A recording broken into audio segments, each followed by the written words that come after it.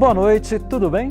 Eu sou o Cláudio Henrique e começa agora a edição especial do Plantão Enem, já que hoje saiu o tão esperado gabarito. Foram 10 horas de prova no último final de semana, uma verdadeira maratona para garantir uma vaga na universidade. Vale lembrar que o Enem continua sendo a maior porta de entrada do estudante de ensino médio para o ensino superior. Mais de 128 instituições públicas utilizam a nota do Enem e os candidatos também podem utilizar a nota obtida no exame para financiamentos públicos e bolsas em outras instituições, incluindo aí 13 universidades onde o Enem é adotado como critério de seleção de brasileiros. E hoje aqui com a gente, para tirar dúvidas e debater questões polêmicas, os professores Fábio, Alisson e Thales, da Associação Pré-Federal. Mas o convidado especial aqui é você. A gente foi para a rua para ver o que o pessoal achou das provas. Confere aí. A prova estava fácil, se soubesse ter uma boa interpretação sobre as questões. Algumas estavam bastante grandes, a questão, aí dava um certo cansaço de poder ler. Tinha que ter bastante concentração para a leitura, né, para conseguir responder adequadamente as questões.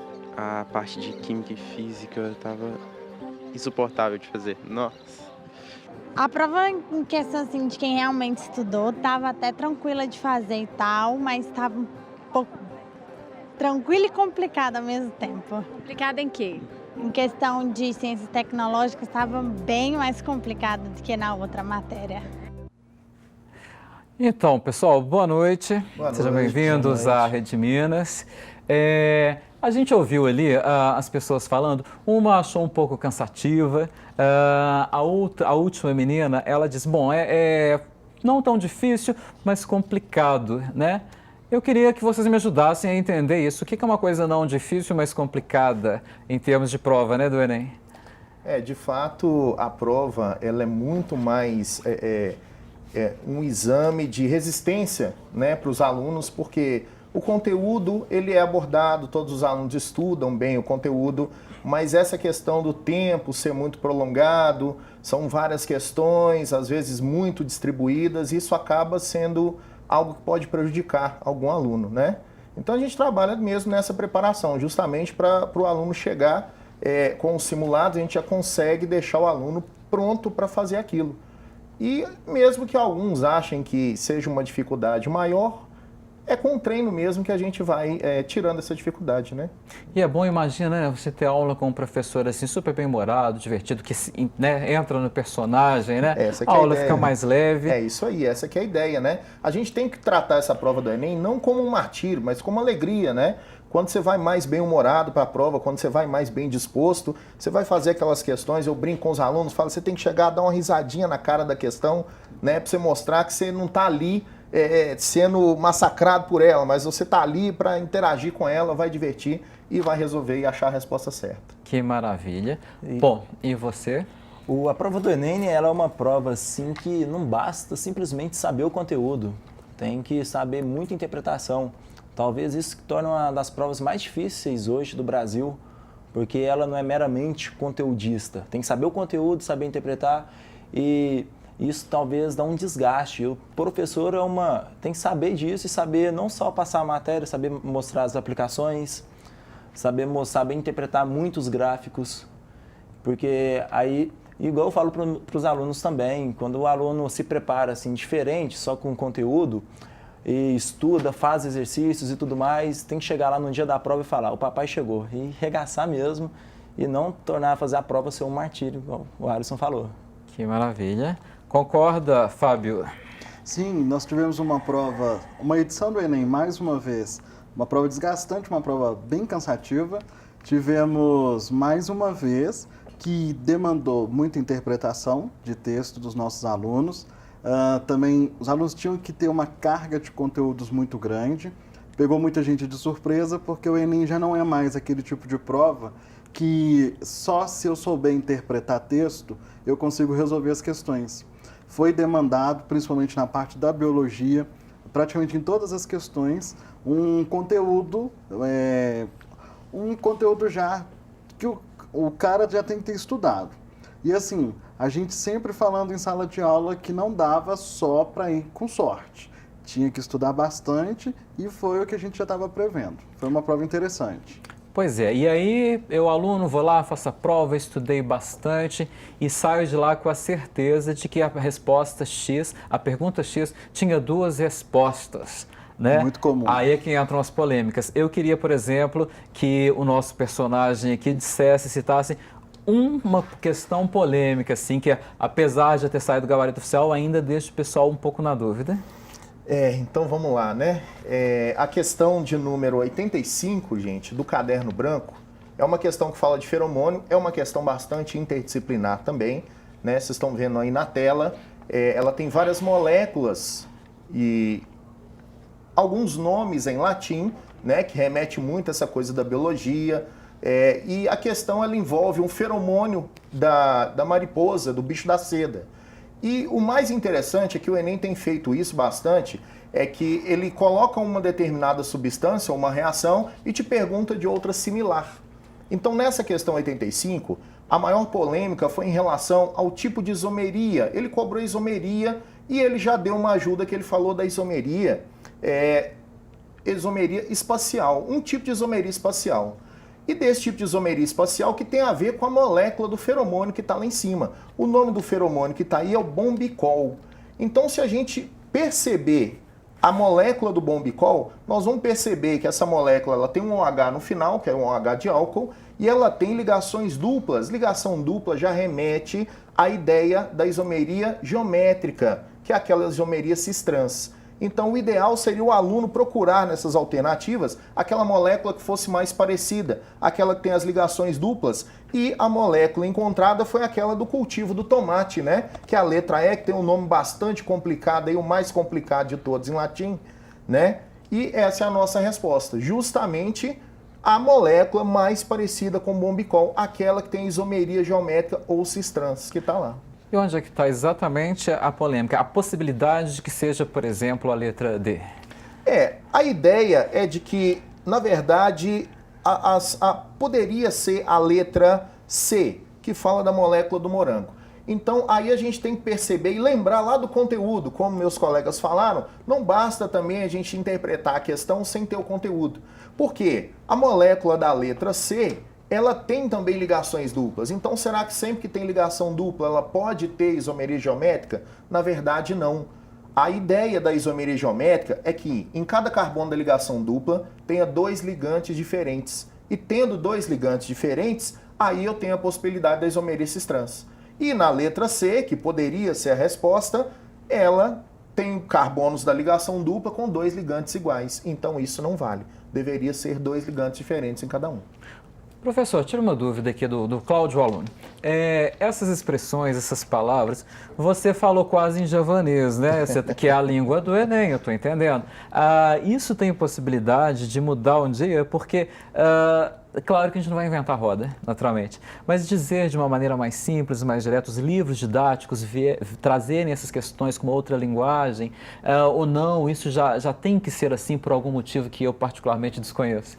Na verdade, eu sempre comento com os alunos que tudo tem uma forma mais fácil de aprender. Todo conteúdo ele tem uma forma mais fácil de ser abordado e da gente entender ele de forma mais fácil.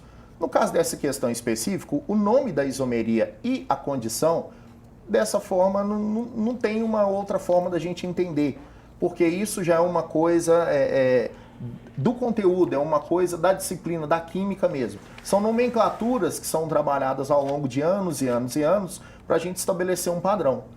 Então, interpretar a questão, entender a molécula, enxergar, tem sim uma forma muito fácil da gente fazer. Agora, os nomes que já são nomes já do conteúdo químico, da ciência química, aqueles que cientistas demoraram anos e anos aí para poder desenvolver, esses a gente vai ter que guardar um pouquinho. Tá certo. E agora, então, a temida física e suas leis, tudo é relativo ou não é? Física é o terror de muita gente, né? Nossa. A parte da física que me surpreendeu esse ano foi não ter caído 2 conteúdos que sempre caiu durante praticamente todos os anos, que foi hidrostática e ótica. Eu mesmo esperava muito cair essas matérias, foi um assunto que eu abordei muito durante as aulas, durante esse ano. falei para os alunos que todo ano caiu umas 2 até 3 de ótica, e não caiu nenhuma. E hidrostática, como não caiu o ano passado e caiu em todas as edições anteriores desse novo Enem, eu também era uma aposta forte. Fala de pressão, densidade, o Enem gosta muito disso, deslocamento de líquido, e acabou não caindo. Fica uma brechinha aí para quem teve a prova adiada para dezembro, eu acho que é um forte indício que pode cair. Eu também trouxe uma questãozinha aí, questão 83 da prova branca, que é uma prova do que eu falei que não adianta, às vezes... Acho que a gente vai ver no telão essa questão que você está dizendo, né? Isso, não adianta simplesmente sabermos a matéria, tem que saber interpretar. E essa questão aí foi uma questão que eu particularmente tive dificuldade para resolver, demorei mais de 3 minutos para conseguir interpretar, porque ela é puramente interpretativa. E vou fazer ela aí rapidinho para quem ainda não conseguiu entender ela aí. Deixa eu acompanhar ela aqui, né? Então, tá falando lá. da figura 1, que apresenta o gráfico da intensidade em decibéis da onda sonora emitida por um alto-falante que está em repouso e medida por um microfone em função da frequência da onda para diferentes distâncias, né? E aí ele apresenta a figura 2. O que ele quer exatamente nessa questão? Nessa figura 1, ela fala de conceitos de ondas sonoras, de intensidade, frequência. Quanto maior a frequência, mais agudo é o som, quanto menor, mais grave é o som. Só que para resolver essa questão, não necessitamos de nenhum conhecimento, assim, é só puramente análise. E nessa figura 1 aí, que está sendo mostrada aí, mostra que quanto maior a distância que o microfone está do alto-falante, maior a diferença de intensidade percebida. E podemos enxergar por esse gráfico aí que, de acordo com que a frequência vai aumentando, essa diferença de intensidade que é percebida vai diminuindo. E ela já começa a diminuir aí, ó, ainda mostrando aí na figura 2, a partir do som grave. A partir do som grave aí, podemos ver que já diminui muito aí, portanto, que o gabarito diminui na faixa das frequências graves. É uma questão puramente interpretativa, sem que associar a figura 1, que tem 3 elementos, distâncias, intensidade em decibéis e frequência em hertz, e ainda associar essa figura 1 com a figura 2, para poder obter a resposta. Então, é uma questão aí que eu trouxe para exemplificar que não é simplesmente a matéria, mas também essa é puramente interpretativa, que confunde muito a cabeça dos alunos, uma questão desse tipo. Pois é, agora as escolas, elas estão preparadas, vocês são de pré-vestibular, né? Eu estou dizendo a escola regular. Eu tenho ouvido muito dizer as questões são interpretativas, não precisa se preocupar com tantas outras questões, mas as escolas estão preparando os alunos para interpretar, para saber interpretar, por exemplo, física, né? Física, em tese, o professor, ele vem da engenharia, ele tem um raciocínio muito matemático das coisas, muito cartesiano das coisas, e aí, às vezes, aquela parte de trabalhar a teoria, de trabalhar a interpretação, o próprio professor, a gente sente que às vezes tem dificuldade. Será que está mudando essa realidade nas escolas? Ou quando o cara chega no vestibular, no pré-vestibular, vocês percebem que não? É nítido, né, que quando chega no pré-vestibular o aluno tem um baque, assim, de ficar na realidade mesmo e ver que o professor não pode ser meramente só conteudista, ele tem que ir além do conteúdo, mostrar a aplicação da matéria, saber mostrar como que interpreta gráficos, interpreta uma questão, a leitura e tudo mais. O Enem não é tão simples igual sempre foi, não. Ah, muito bem. Igual a gente acha que é, melhor. Ok. Então vamos agora para a nossa tão, querida biologia, né?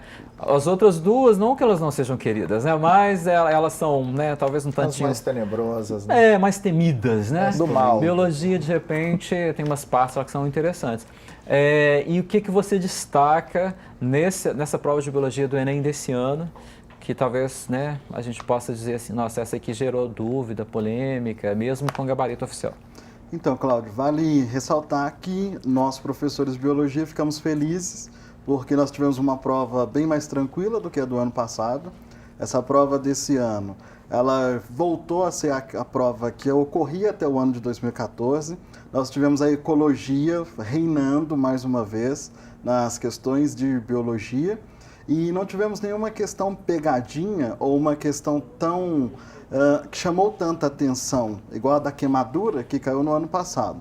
Mas esse ano nós tivemos uma coisa interessante, que mesmo a ecologia voltando e reinando na prova, nós tivemos duas questões que foi exigido do aluno muita interpretação. Inclusive eu trouxe a questão de número 66 do caderno branco. Acho que a gente tem a questão aqui para a gente poder comentar. Ilustrar o que aconteceu. Nós tivemos uma questão de um assunto que era muito esperado, falar de ecossistema, falar de biologia da conservação, só que o que chama atenção é que a carga de conteúdos para poder resolver esse tipo de questão, ela é muito grande. Então, além de eu ler o texto base que foi gerado na própria questão, eu tinha que prestar muita atenção nas alternativas, e aí cai naquilo que você acabou falando no início. A gente fica entre duas alternativas, igual nesse caso, uma questão que fala sobre os ecossistemas degradados por uma intensa atividade agrícola, e ele traz para a gente no enunciado, falando de uma estratégia de conciliação para recuperação ambiental e produção agrícola.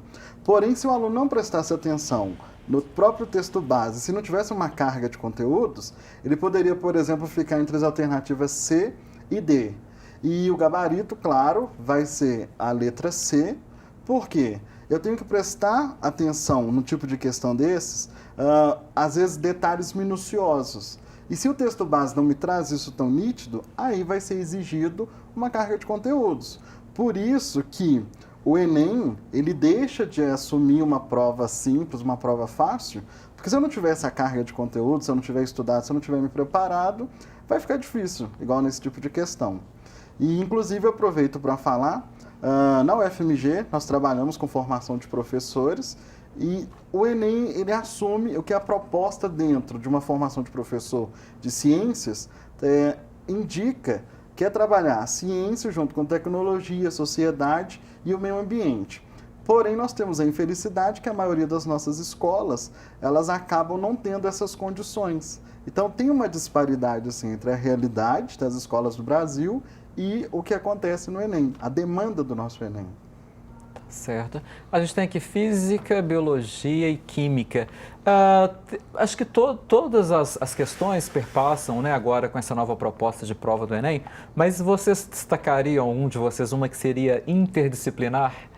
Sim, nós temos a questão de número 81, uma questão de biologia com química. Vale ressaltar que a interdisciplina, ela está presente sim na prova do Enem.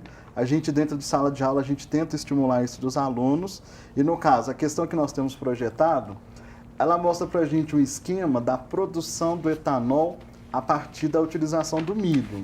Aliás, essa discussão está tão em voga, né, no momento? Sim, sim. E isso é interessante na prova do Enem, porque o aluno, ele não tem que ficar mais naqueles decorebas, decorar conceito, decorar nome difícil. É necessário o aluno também ter uma condição de aplicar esse conteúdo, tá ok? Nessa questão que nós temos, a gente vê a aplicabilidade da bioquímica, que é um assunto, né, Alisson, que a gente já aborda dentro de sala de aula, e o aluno tinha que ter um poder de interpretação também, desse tipo de questão, para poder utilizar o conteúdo. Nessa daí o milho vai ser usado para fazer o etanol, e eles cobram por que a hidrólise na produção desse etanol vai ser tão importante. O aluno tinha que interpretar, claro, mediante conhecimento prévio, que esse milho precisa ter o seu amido digerido para que as leveduras possam fazer a utilização da glicose a partir da quebra desse amido. Professores, a gente ficaria aqui dias e noites, né, porque são muitas questões, mas o tempo é cruel, né? Então, gostaria de agradecer a presença de vocês aqui. Nós que agradecemos. Seguramente ajudou, né? Digamos que a gente esteja fazendo as questões por amostragem, né? Isso. Espero encontrá-los numa próxima oportunidade. Viu? Até breve. Obrigado. Até breve. A gente volta já falando das questões de ciências humanas. É o Plantão Enem de olho no gabarito oficial que saiu nesta quarta. Só para lembrar, gente, que os estudantes tiveram acesso ao gabarito do Enem hoje. O resultado final sai somente em 19 de janeiro. É aí que o estudante vai saber a nota que tirou. A gente volta já.